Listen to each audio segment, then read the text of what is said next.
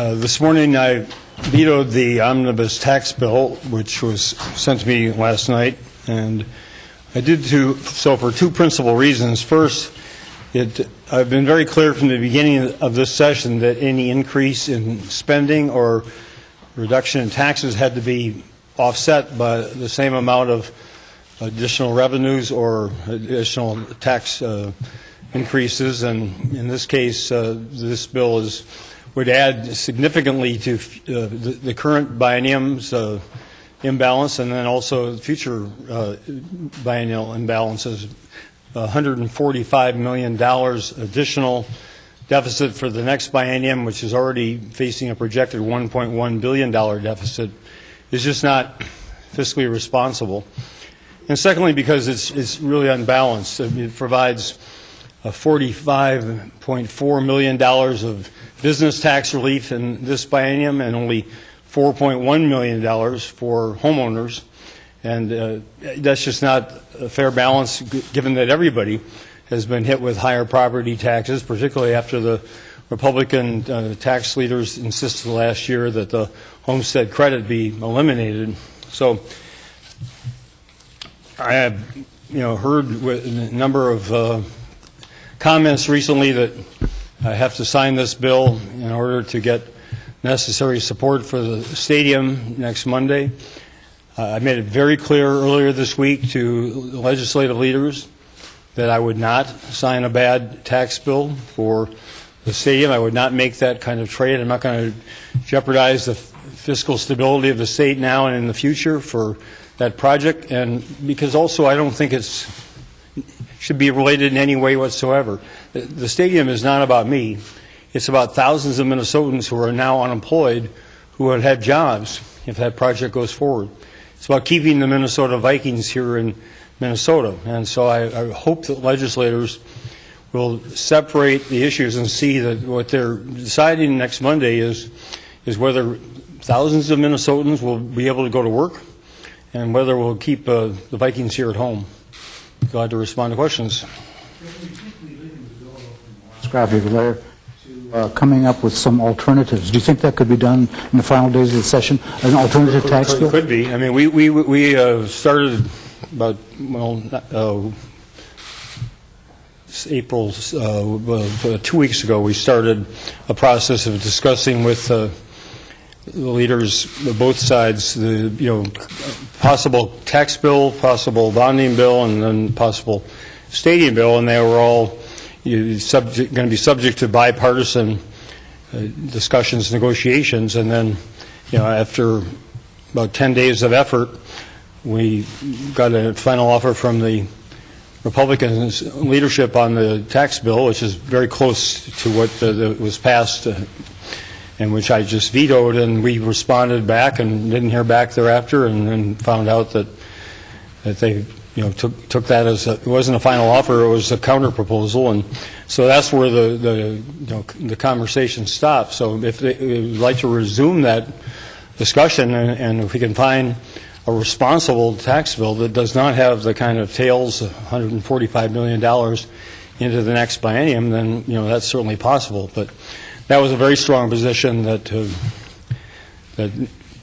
Representative Thiessen and Senator Bach took on behalf of their caucuses, that it had to be fiscally responsible, could not have that kind of consequence for the future. Were you ever explicitly told by the GOP that supporting the tax bill could impact support for the stadium bill? I've been told. I mean, I read the comments to that effect. I'm not sure whether I've been told that directly by some in the leadership position, so I'm not going to say that I was, but I mean, I've seen the comments.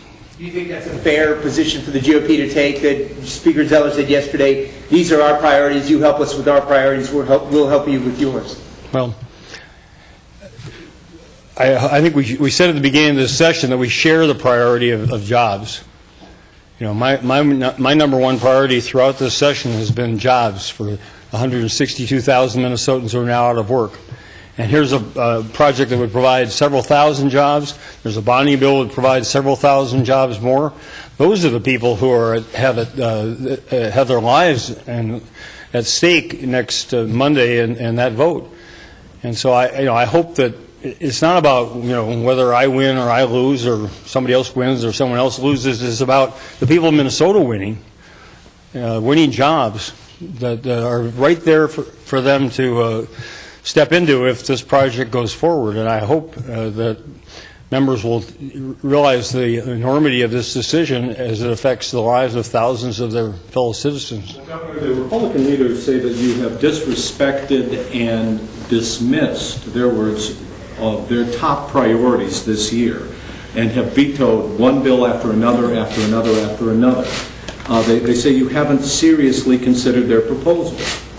Well, I very seriously consider them. I don't agree with them. We've had discussions. We had numerous discussions, meetings on the education bill. I made very clear my objections from the beginning on the tax bill. Again, as I just said, we've had negotiations going on up till last week, and we were still apart. But then we got no response back, and they went to a conference committee and passed their bill and sent it to me with no opportunity to change it further. And so I told them at that time I wasn't going to sign a tax bill that had $145 million of tax reduction for the next biennium when we're already facing a $1.1 billion projected deficit for that biennium. And that'll be from 2012 to 2026 would cost the state $2.3 billion in revenues, with no indication of where that would come from. That'd have a drastic effect on future governors, future legislatures. That I think is irresponsible. All these vetoes might, to them, have it's a symbol of disrespect to them, and outside this building it might seem that the government once again is dysfunctional. Well, it's a sign of, I wouldn't agree with disrespect, but somebody else's word. I would say it's disagreement. And we've had profound disagreements from the day we all arrived in January a year ago. And, but in the case of, again, the bonding bill and the stadium bill, we're talking about thousands of jobs. And we're talking about an area where we supposedly agreed at the beginning of the session that we all shared that number one priority, jobs for Minnesotans. And now these two bills put it on the line. You disagree with Representative David has repeatedly said over the last week that the tax bill has more jobs than the Vikings bill and the bonding bill combined. He talked about the Mall of America. He talked about other things that are going to help jumpstart the economy. Is there just a disagreement here? Do you disagree with that statement, first of all? Well, I haven't done the computations. The Mall of America is a significant project that some people think would go ahead without the additional tax increment financing, and some don't. And again, as I say in the letter here, I'm agreeable to looking at an alternative for that. I'd be agreeable to looking at a standalone bill for that. But that hasn't been forthcoming. On the other, the premise that if you reduce business property taxes, they're going to respond with creating thousands of jobs is just, it's a theory that's been unproven and never verified in the real world. Some people continue to believe that. I'm for giving businesses property tax reduction. I'm for giving homeowners and renters and farmers and seniors comparable property tax reduction because they've been hit just as hard, if not worse, in recent years with property tax increases that have come from reductions in local government aids and then the elimination by the Republican legislator last year of the homestead credit. So, I think that the relief ought to be equally spread among everybody who's been affected. Governor, I was at a breakfast meeting this morning where Senator Terry Bonoff, a member of your own party, stood up and said she voted for the tax bill because she said at some point we got to find a place to compromise. She thought this was a good place to reach compromise. There were a few other Democrats who also voted for this. Could this be a place that you could find compromise rather than just say no?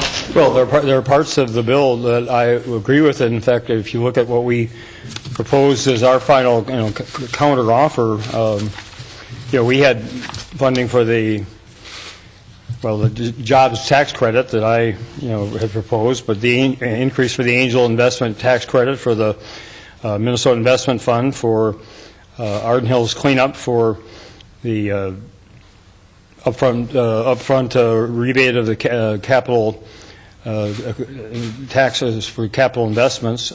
So, we agreed on a number of these areas. If they said, if we could sit down and find the areas that we agree on and put that bill together, that's a compromise. When the negotiations break off and they then take their last offer, which we did not accept, and they take that to conference committee and they pass that, and they pass it on the floor of the House and Senate because they have majorities, and then send it to me to sign, that's not compromise. And that's been the problem with this dynamic last year as well as this year. Their version of compromise is when we do it their way. That's not compromise. That's not negotiation. It's when you come to an agreement by both sides willing to compromise, and, with all due respect to Senator Bonoff, I just fundamentally disagree with her assessment. Why did you choose to veto the bill so quickly after receiving it? Well, I thought it was better to get it out of the way so it could not be used as a negotiating tactic for the stadium or the bonding bill, because, and again, to allow time if there's a desire by the legislature to continue the negotiations that we had going up to a week ago, that you would try to find common ground. In this biennium, is there some amount of money available for purposes like tax relief that you would be willing to use regardless of whether there's a matching revenue increase in this biennium? Is there some, what we would ordinarily call a surplus? Well, I'll leave the fine numbers to the commissioners here, but my best recollection is this all started in part because Commissioner Jessen succeeded in getting through the 1% cap, and we're estimating now conservatively $45 million of additional revenues will be coming in June. So we're up $45 million for this biennium, and so we took $18 million of that for, it was $43 million, I'm sorry, $43 million. We took $18 million of that, and we had a great bipartisan agreement on restoring some of the cuts for the Health and Human Services. We had a signing here. Thanks, Senator Hand, Representative Abler, and Commissioner Jessen all worked so well together in a good bipartisan way. So that left 43 minus 18 left $25 million. So that was the beginning. Well, let's look at doing $25 million of tax relief with no tails, just one time for this biennium. That would have fit within my requirements. And then when a proposal came back from them, they wanted to reduce the renter's credit from, it went last year from 19% to 17%. They wanted to reduce it another 2% to 15% in order to generate another $27 million for additional tax relief for this biennium. And so Representative Thiessen in particular was adamantly opposed to that, and properly so, with Senator Bach. So we came back and said, well, we got a exceptionally good month last month in terms of revenues of exceeding projection of $106 million. So we'll swallow taking the equivalent amount, $27 million, instead of the renter's credit, taking that from the surplus and putting that into this pot. So that was $52 million, which is what we were agreed we'd work within for this biennium, and which their bill reflects accurately.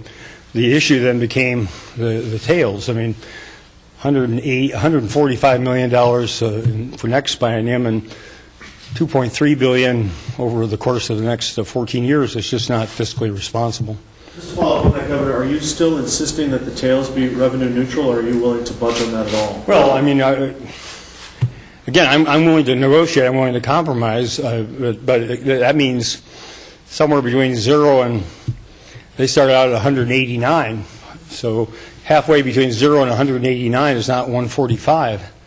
And, that's, as I say, that just confirms the kind of problem we're having. You find, when middle ground is in between the two. It's not almost or entirely on one side. And I point out, this is not a budget year. This is not intended to be a tax year. We did that last year. And so, this is just, really only triggered because of the success Commissioner Jessen had, and this proves no good deed goes unpunished. Respond to the argument that tax policy needs to be multiple year in order to be effective. Well, again, if to me, just, I mean, they wanted to eliminate business property taxes statewide, and then they want to eliminate the inflation factor, but everyone else is being affected by higher property taxes, and the statistics show in the last decade, business property taxes have gone up by an average of 40% statewide, and homeowners' property taxes have gone up by 79%. So why should $4.1 million of relief go to homeowners and $45.4 million of relief go to businesses? It's just totally out of balance. So I'm glad to negotiate, and Commissioner Franz is developing a comprehensive tax reform proposal for the next legislative session that will address everybody's property tax increases, but in an equitable way and in a thoughtful way and in a way that doesn't jeopardize the financial future of the state. Republicans have repeatedly said that it's to your political advantage to make them seem like do-nothing legislators, and your vetoes make that so. How do you address that? I've given them two terrific opportunities to accomplish a great deal with the bonding bill and the stadium bill. Thousands of jobs. I mean, I said the other day, you can divide by 2 and still come up with 15,000 jobs between the two bills. So, there are thousands of Minnesotans who are now out of work who would be working if they passed those two bills. And, I mean, that's everybody's success. Again, it's not about who wins and who loses. It's about the people here, not about who here wins or loses. It's about who out there wins or loses. And all of Minnesota wins with a stadium bill and a bonding bill, and all of Minnesota loses without them.